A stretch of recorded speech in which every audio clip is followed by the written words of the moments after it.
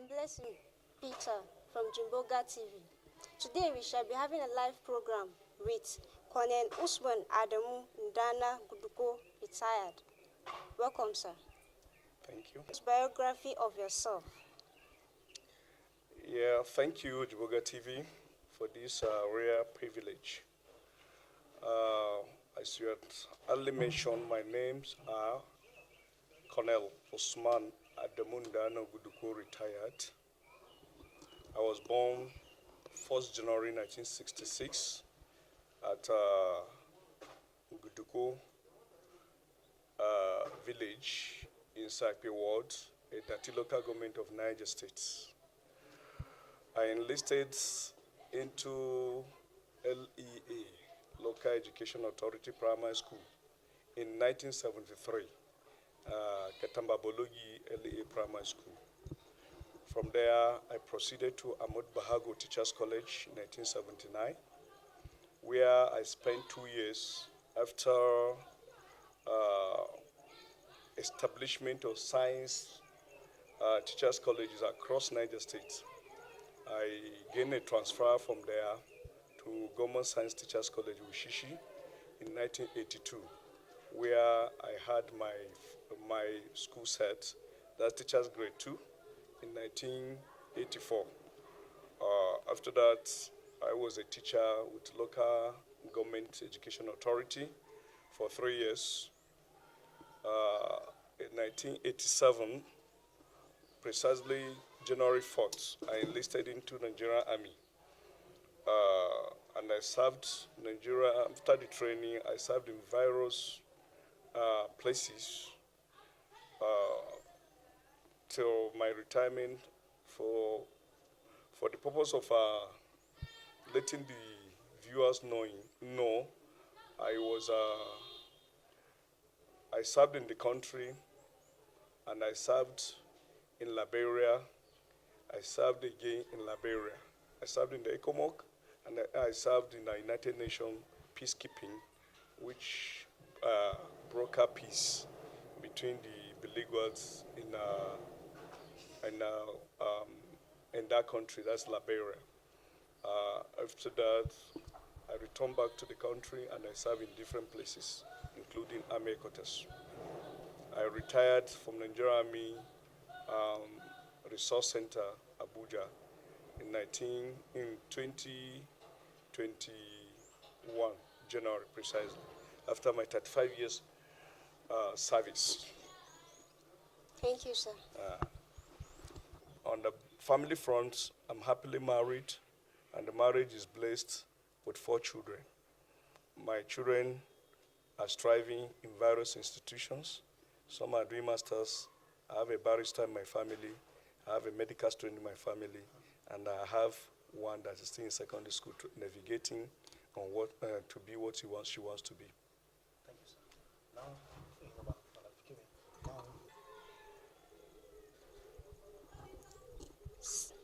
Sir, what inspired your transition from a military career to seeking political office, particularly the role of council chairman in Edati local government? It's a very good one. I set out to test the murky waters of politics in the year 2021 after my 35 years service in the military.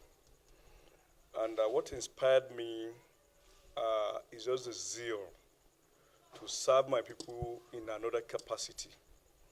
I haven't traveled worldwide. I haven't experienced a lot.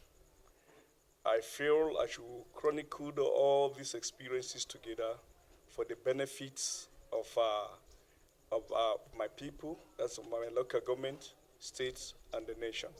In fact, for serving humanity. Thank you so much, sir. next question. Sir, given your background in the Army, how do you plan to use your security expertise to address local safety and conflict issues in Edati? Well, security is even more than that, because once I get my village security right, I've helped a lot in getting it right worldwide. And because an injury to one is like it's an injury to all. So, but back to your question, particularly since you are limiting it to Edati. Edati is a very peaceful local government.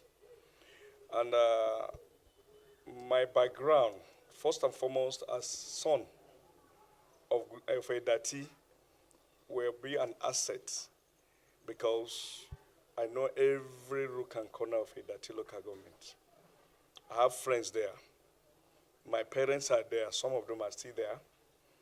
My relations are there.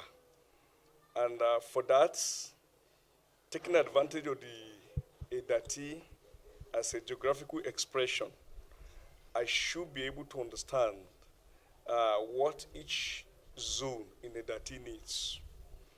We know we are above littoral, that is waterbound, and we belong to uplands too. When we talk of littoral part of Edati, we call it Lower Edati. What we constitute their security or compromise their security, as people say it, is that we have a lot of people, because of peaceful atmosphere in Edati, coming in from different states across to come and take advantage of our ambient environment. So they do farm, engage in various transactions, but particularly farming. So coming in of those people, some are looking at it as something that we should call for concern security-wise. But to me, if I become that local government chairman, I don't see that as a challenge because I do hands promote insecurity. Since if their coming is defined and profiled, and we find them to be farmers in Edati, all we need to do is to increase their comfortability. And definitely there is no security there is no environment that grows without security challenges.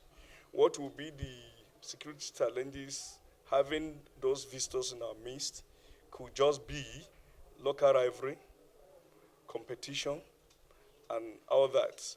And with good articulated program, all that can be addressed by me leading the front.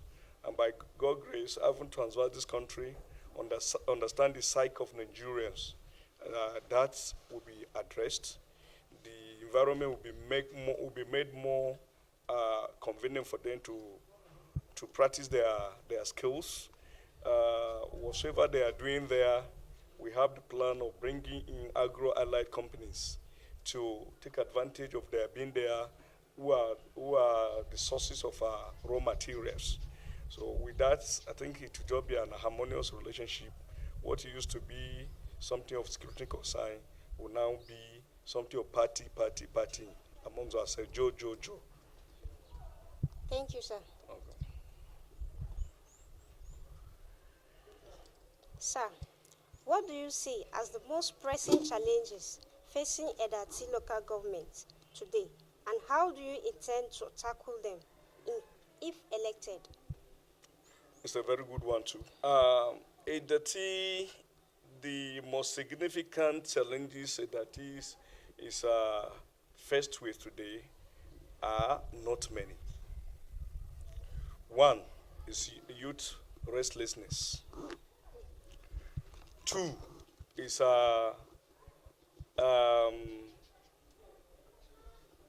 political competition amongst the interest parties. Three, which as a Nupe man, is our cultures and values that are getting eroded. Four is means of livelihood, like Opa Edati, which is the main Edati we refer to, they live in plateau. And their major challenge is not even the road, it's water. So Having identified this, my solution to solve those problems then will be youth restlessness that will be addressed by giving the youth opportunities. One, we create environments, we collaborate with the state and the federal and even institutions like African Development Bank, World Bank, Central Bank of Nigeria, Bank of Industry, Development Bank of Nigeria, and all that we have, and the the problem-solving programs of the federal government will key into it effectively so that to bring opportunities for the youths of Edati local government. Once they are busy, they will have no idle ideas to start to start posing security challenges to the local government. Political rivalry, which is normal, is nationwide. What we want to do is to engage the youths in dialogue, organize seminars for them, so that they will understand and get it right that they're supposed to live in harmony with each other. Political contestation should not get to the level of becoming combatants. So their combative nature will be taken care of by engagement, dialogue,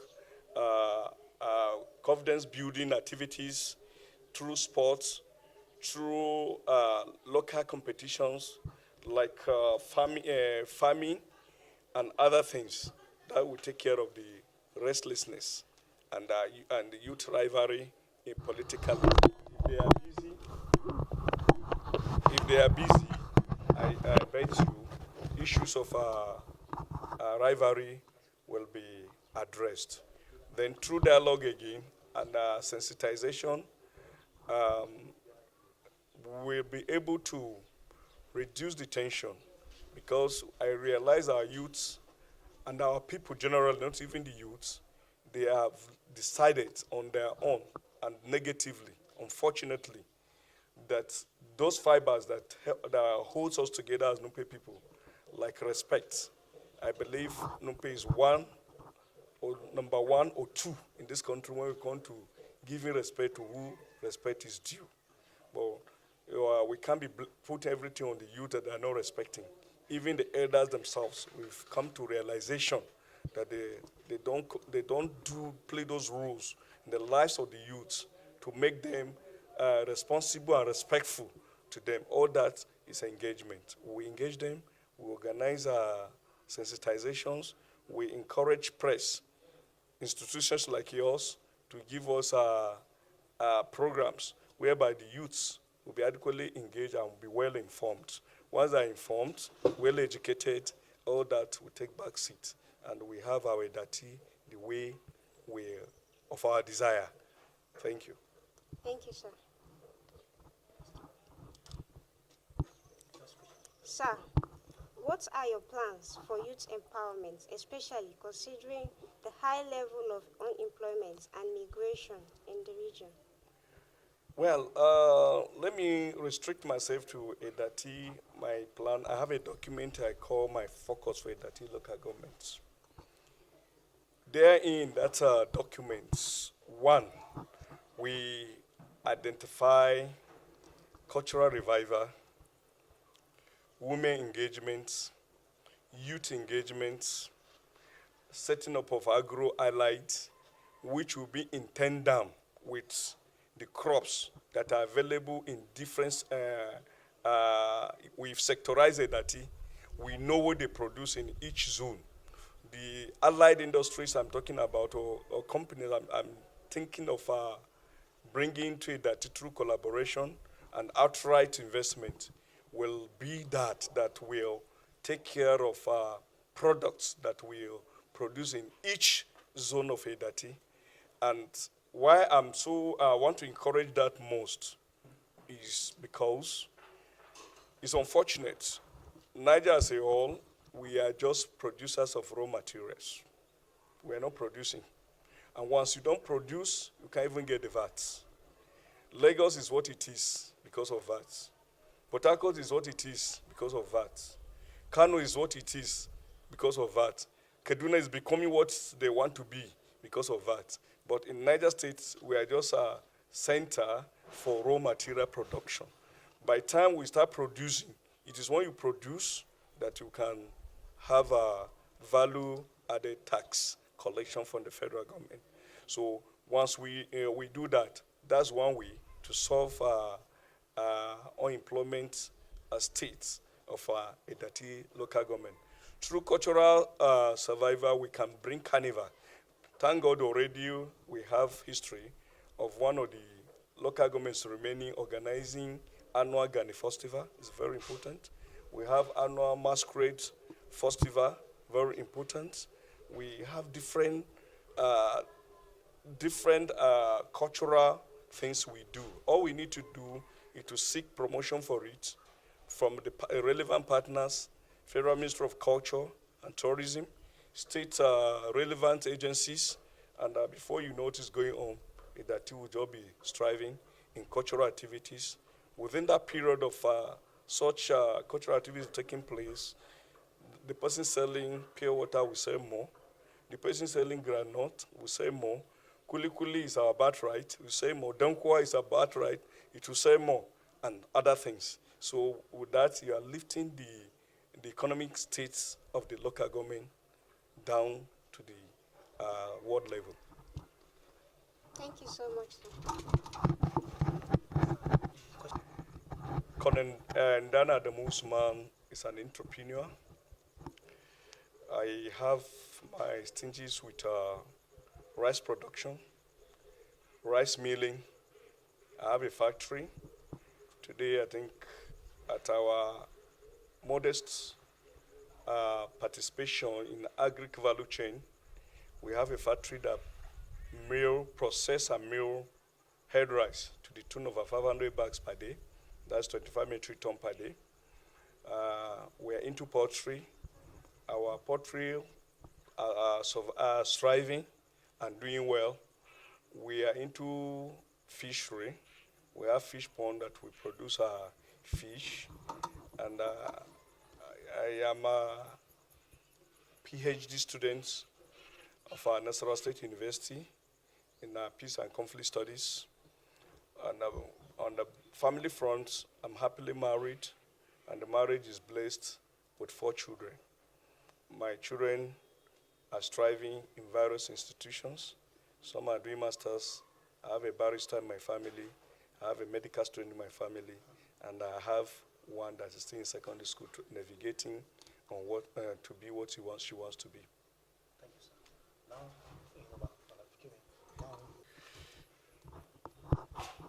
Yeah, permit me before I go, I would want to talk about what is so special and so dear to my heart. I observe with dismay what is becoming of our youths. The recent political contestation that by God's grace, got the tickets of APC to stand as a flag bearer, APC's flag bearer in the Dati local government in forthcoming election. My observation was so terrible and unfortunate. Youths that supposed to be highly educated, highly mobile, reduce themselves to what ordinarily it should be. It shouldn't be. Yes, you have the right to support whosoever you want to support, but thuggery is should be out of it. Muslinging should be totally out of it. Bringing people's family into ridicule should be off limits. So I would want the youth of Edati to be the most enlightened group of human beings in this state, the most well-informed youths in this state. And with that, I believe their future will be assured. And for that, I always say, Greater Edati is possible. All I would want from you all, both youth and both old and young, give me your support. Cast a vote for me when it is time, and we will be there with you. We change the narrative of Edati, and by God's grace, Edati will be one of the best local governments in Niger State. Thank you very much. Thank you, viewers. We've come to the end of this program. Thank you, Colonel, for giving us your time. We appreciate it. We meet next time again. Thank you very much.